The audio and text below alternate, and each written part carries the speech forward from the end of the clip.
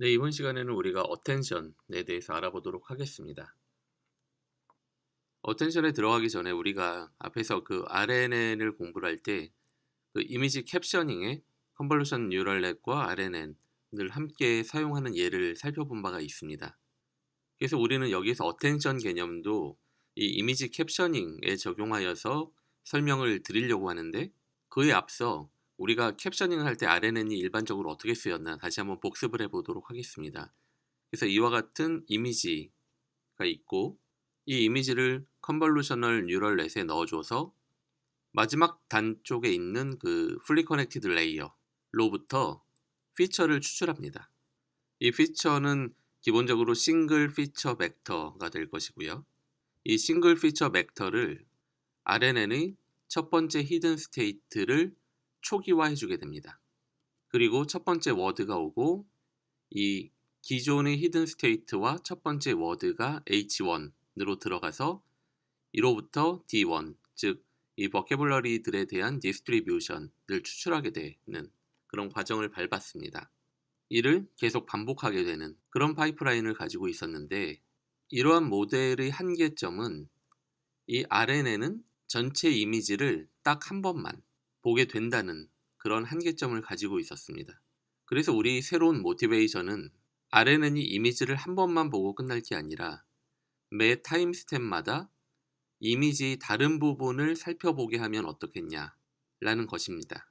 그래서 여기서 나오게 된 게 Soft Attention for Captioning이 되겠고, 이것은 이 논문 Show, Attend and Tell 이라는 매우 유명한 논문이거든요.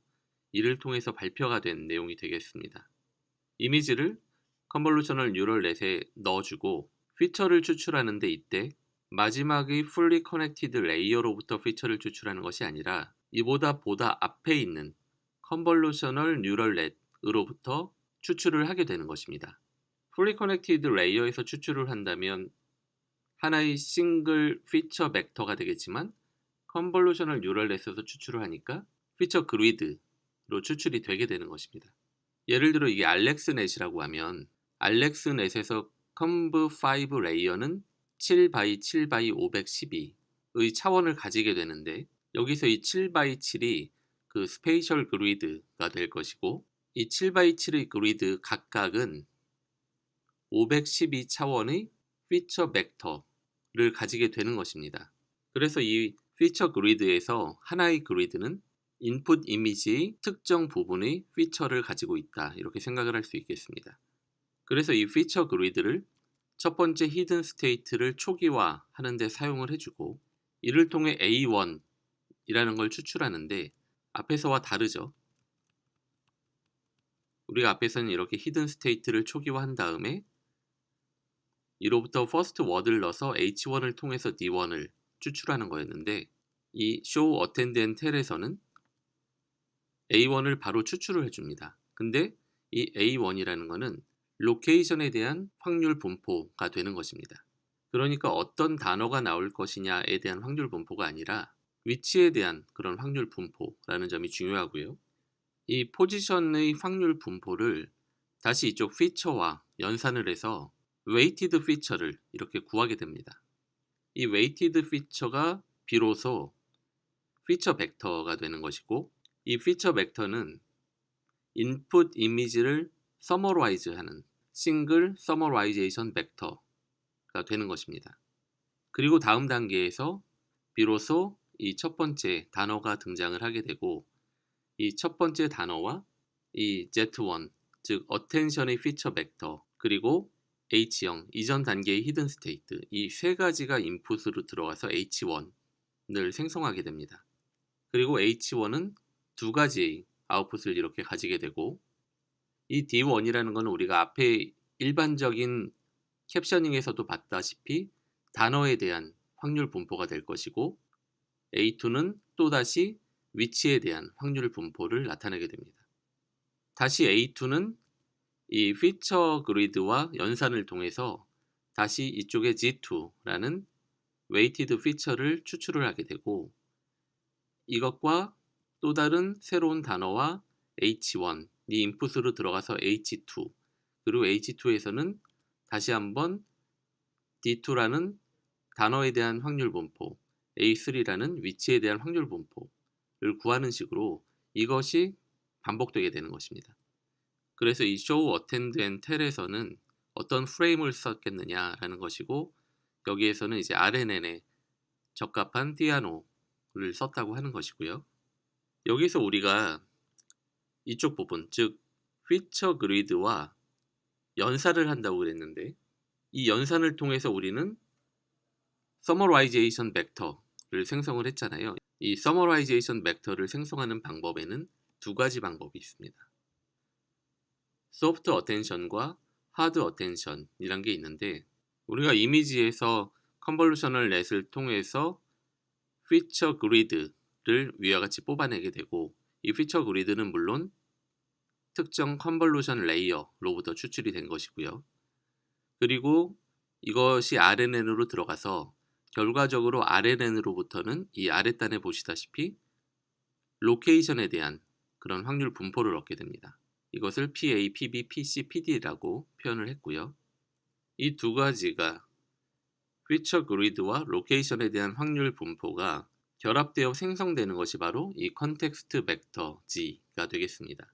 이것은 D의 차원을 가지는 하나의 서머라이제이션 벡터가 되겠는데, 우선 이 소프트 어텐션에서는 모든 로케이션을 다 고려를 합니다.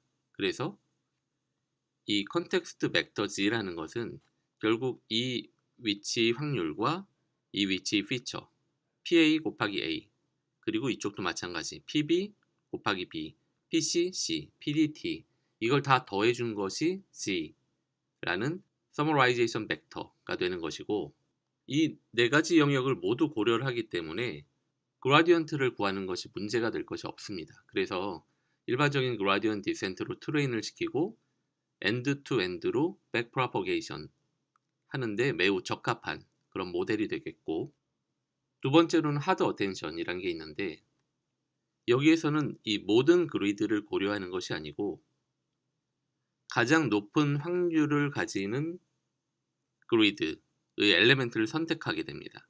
예를 들어 이 PA가 가장 높은 확률을 가진다고 한다면 이쪽 영역을 선택을 하게 되는 것이죠. 그리고 argmax에 의해서 이 위치의 피처 벡터의 요소를 추출하게 됩니다. 근데 이렇게 argmax를 쓰게 되면 dp분의 dg가 거의 대부분의 경우에 0이 되게 됩니다. 그 이유는 이 PA가 가장 높은 확률을 가진다고 우리가 가정할 때 확률 분포에 좀 변화가 생기더라도 여전히 이 PA가 argmax가 될 것이기 때문에 이 DG에는 변화가 없다는 거죠. DG가 0이 돼서 그래서 어디에서나 다 0으로 나타나게 될 것이라, 이렇게 되면 우리가 그라디언트 디센트를 쓸 수가 없고 백프로퍼게이션으로 학습을 시켜줄 수 없는 그런 단점이 있습니다. 그래서 이 경우에는 강화학습, reinforcement learning을 이용해서 학습을 시켜야 된다는 것입니다. 그래서 이 소프트 어텐션은 백프로퍼게이션이 매우 용이하게 되는 반면, 이 하드 어텐션은 백프롭이 안 되기 때문에 엔드 투 엔드 파이프라인을 가지기 힘들고 별도의 강화학습을 시켜줘서 훈련을 시켜줘야 된다는 것입니다. 각자가 장단점을 가지고 있는데, 소프트 어텐션 같은 경우에는 기본적으로 모든 로케이션을 고려를 하잖아요. 그렇기 때문에 당연히 하드 어텐션보다 연산량이 훨씬 더 많을 것이고, 하드 어텐션은 엔드 투 엔드 백프로퍼게이션이 불가능한 반면에 연산량이 적고 또한 정확도가 다소 소프트 어텐션보다는 높은 그런 결과를 보인다는 장점도 가지고 있다고 합니다.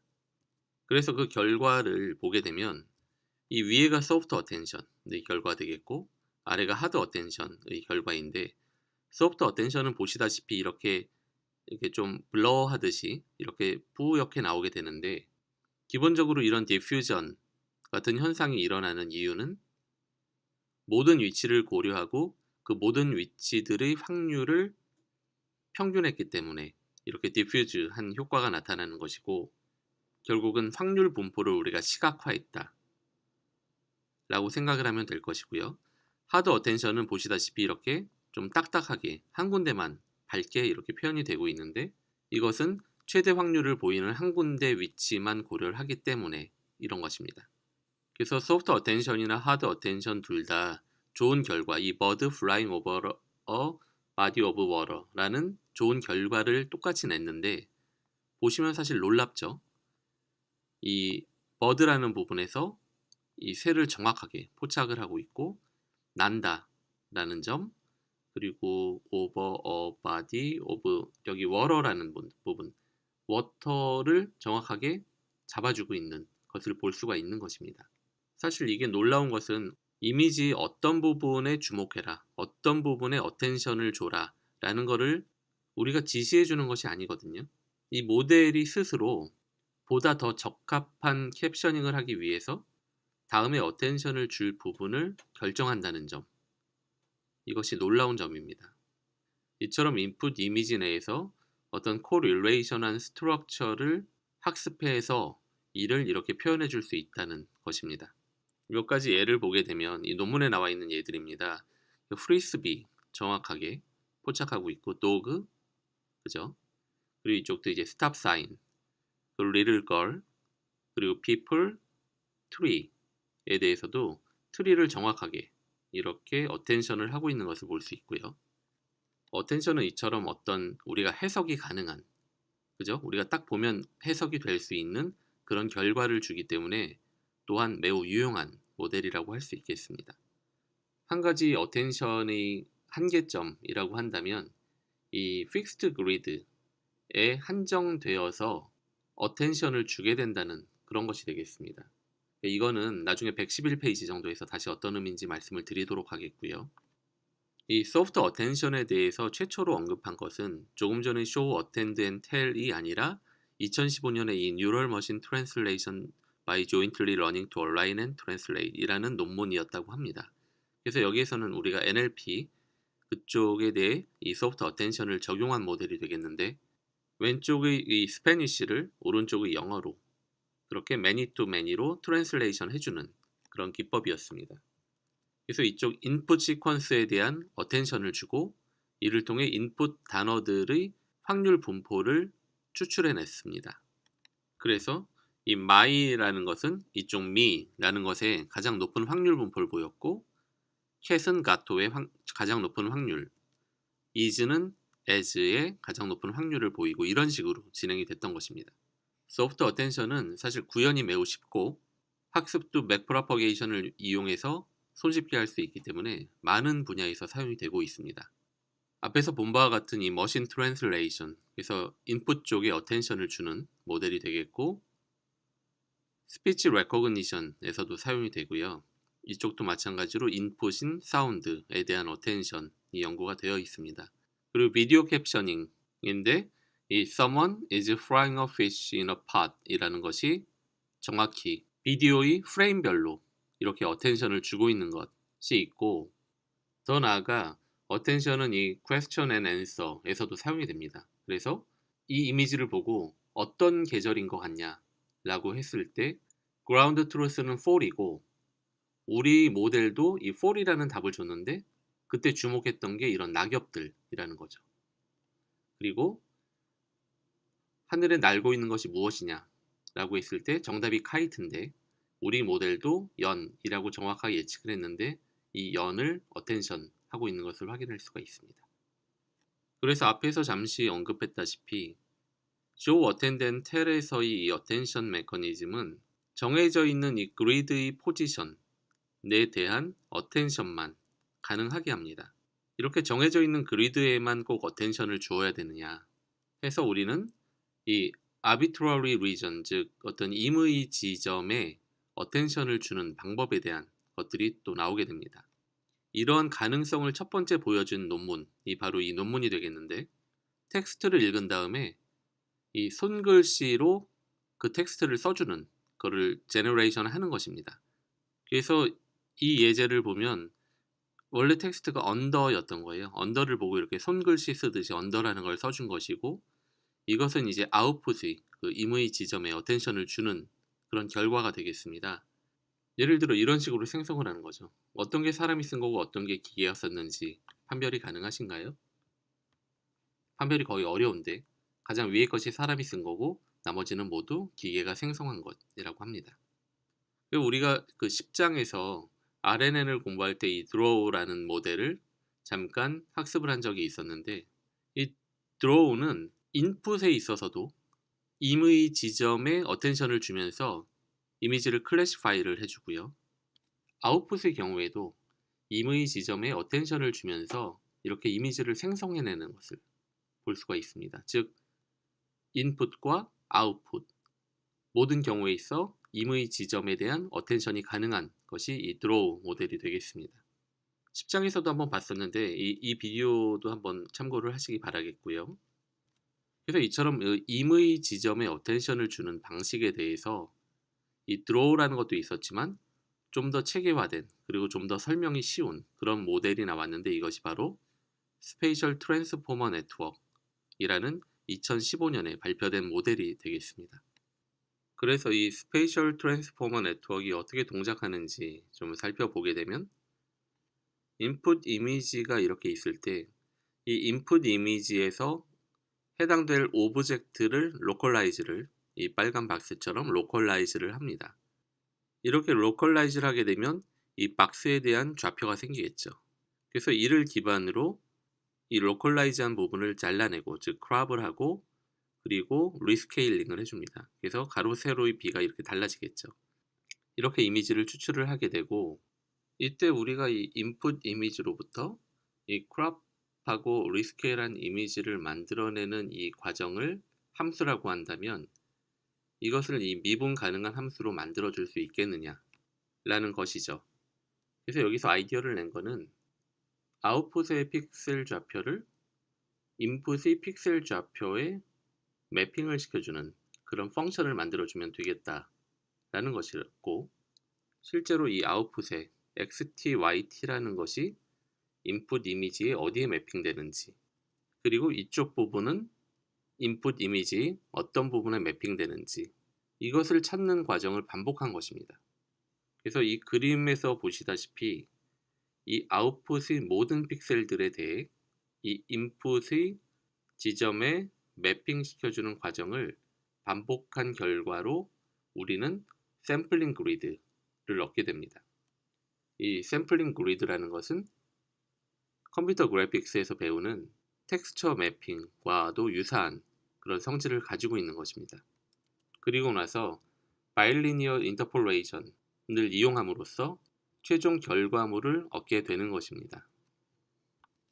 여기에서 우리 네트워크는 이 세타의 값들, 이 파라미터 값들을 예측을 함으로써 인풋에 어텐션을 주게 되는 것입니다.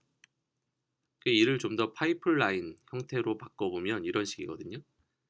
풀 이미지가 들어오고 스페이셜 트랜스포머가 존재하고, 아웃풋의 경우에는 인풋으로부터의 ROI가 되겠죠.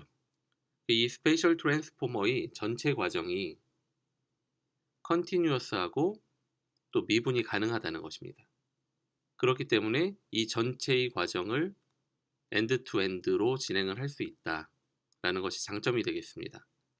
이 과정을 잠깐 살펴보면 이 스페이셜 트랜스포머 네트워크 안에 있는 이 작은 로컬라이제이션 넷, 여기에서는 이 세타는 우리가 어핀 트랜스폼 코디닛이라고 하는데, 로컬라이제이션을 한 다음에 이 평행은 유지하면서 트랜스폼이 된 그런 좌표를 우리가 얻어내게 되잖아요. 그 과정을 이야기하는 것이고, 다음 단계에서는 그리드 제너레이터에서 방금 구한 세타를 이용해서 샘플링 그리드를 추출해내게 됩니다.